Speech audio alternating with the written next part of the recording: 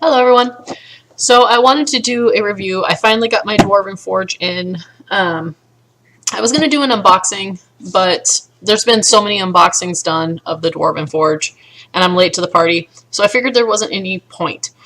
But I did want to cover some of the aspects of the unpainted Dwarven Forge. So I ordered 3 encounters of the Dungeon of Doom, just because with my budget I would have gotten much more getting unpainted versus getting some that were painted. I enjoy painting, and so I figured I might as well get a little more bang for my buck. So the encounters that I chose, I kind of chose them for, they had pieces that I figured I could use in a wide application. So let's just dig right into it. So one of the pieces that I was really looking forward to getting was the, look it up, it's the elevation platform. And it's basically multi-purpose. It can hold a lot of your pieces that you're going to be taking with you, and you can use it as an actual display for part of your encounters. You can take the top off and use just the top. Now, my biggest problem with this thing is it is strong enough that you can hold pieces to it, and it does hold quite a bit. But the way that the lid sits on it, you put any weight on it and it slides. I don't know if you can see that. There's not any like pegs or anything inside of it that hold it in position. And the magnets aren't super strong. So it's definitely one of those things that it was a great idea, but I think it needs to go back to the drawing board and have some features added to it so that the lid is a little more usable, I guess. So that being said, there was some other pieces that I wanted to show you guys in the unpainted set. So this is what the hand-painted Dwarven Forge looks like. I'm sure you guys have all seen it. Here's a piece of the unpainted. Now when they say unpainted, everything is unpainted. One of the pieces I was looking forward to the most that I thought was really cool is this one. And let's see if I can get this in here. The fire itself is not painted at all. Get that in frame. So it's just clear plastic. But really, once you get it in there and turn it on,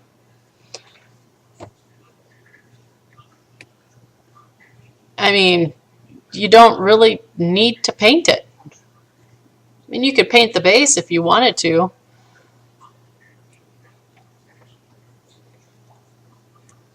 And the same goes for the Walls of Force. I saw a lot of people really upset with the glitter that was on it. When you order unpainted, it's just clear plastic. No glitter, no blue, nothing.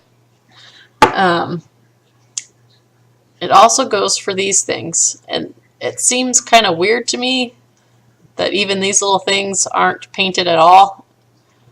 But it is what it is. Let me see if I can get this in here so I can show you guys what it looks like lit. And again, super bright. You could probably just deal with it unpainted. It's not a big deal. Same for the torches.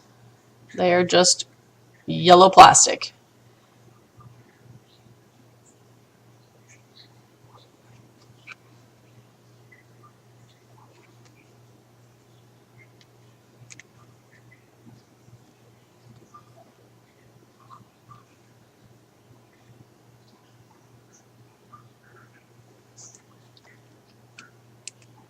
Which, I mean, it stands out more, but the fact that it's not painted is not that big of a deal to me. That's easy enough to fix.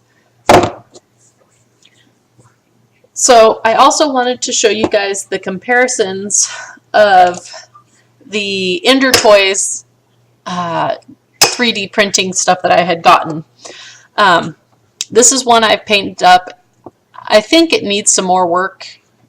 So they originally are like a glossy white, so there's not really a whole lot of option. You're going to have to paint these. This is 2 pretty thick coats of primer and several coats of other paints on top of it, and you can still tell that it's 3D printed, especially the top. I don't know if I'm going to be able to get that in focus for you guys, but you can see the lines sort of from here. Here's just the primed. So this is 2 coats of primer, which I'm actually kind of liking this better than the painted. This is Unpainted Dwarven Forge.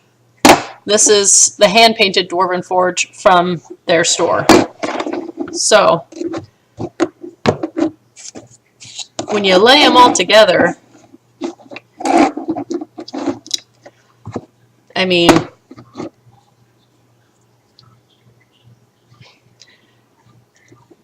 to me, this is not that big of a deal. To some people, they would hate it.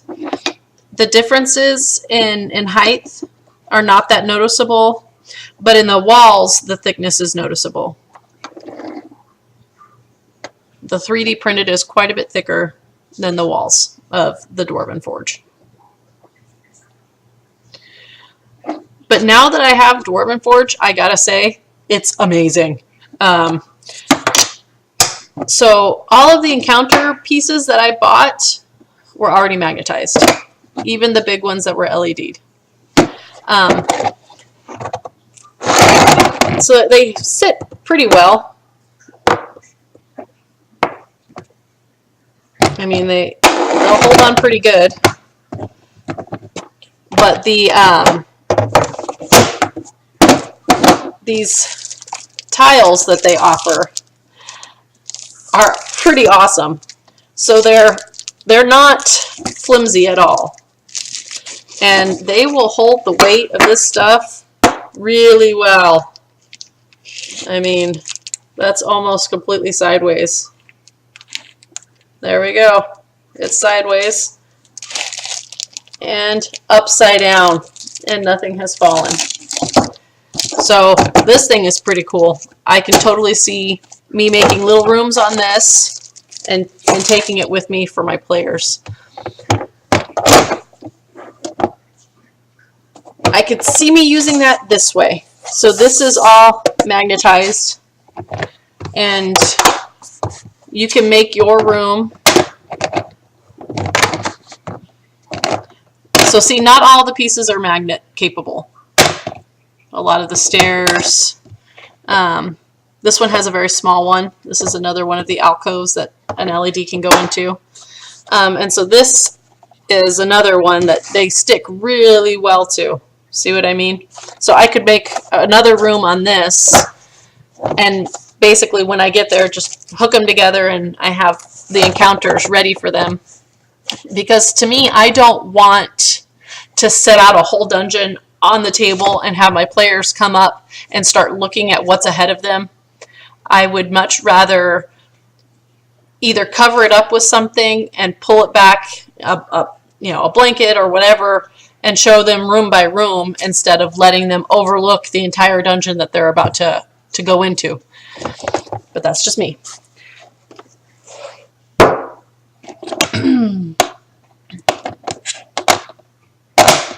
There is a piece in here that I thought was really cool. It's that's it. The hidden floor tile. And that's another one that, when they say unpainted, they mean it completely. There's a little skeleton in there that I'm going to have to paint. But you know what? I enjoy painting. If you don't like painting, or you're afraid that you're going to screw it up somehow, honestly, you really can't. You can always paint over something or scrub it off and start again. to me, the investment is time. If you don't have the time to invest, then yes, go ahead and get painted. If you have the time and you don't think your players will care, set it out in front of them with the pieces that you've gotten done along with the pieces that you haven't. It's not that big of a deal. I mean, to me, having a really nicely painted character on the game mat is just as immersion breaking, I guess, as people say, versus having unpainted tiles.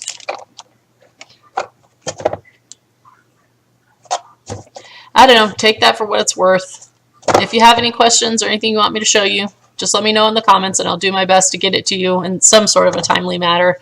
I work full time and I have 3 kids and a household and a husband. So it takes me a little bit to get stuff done, but I usually get it done. All right? Talk to you later.